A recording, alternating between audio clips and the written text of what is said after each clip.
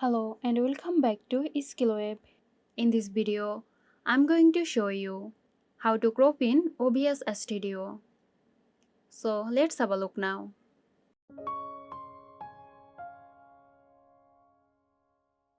Open OBS Studio on your computer.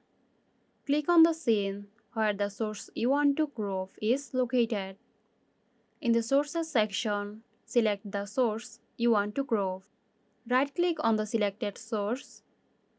Choose Transform from the menu. Click on Edit Transform. In the Edit Transform window, you will see options to adjust position, size, rotation and cropping. Use the crop sliders for the source's left, right, top and bottom edges to crop the sources. Tap the values as needed. Once you have adjusted and cropping to your preference, click Close or OK to apply the changes.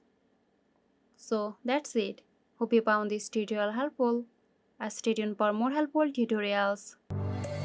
This video is sponsored by Girosoft. Girosoft offers graphic design, UI UX design, digital marketing and web development. Elevate your brand with Girosoft today. For more details, check the description box.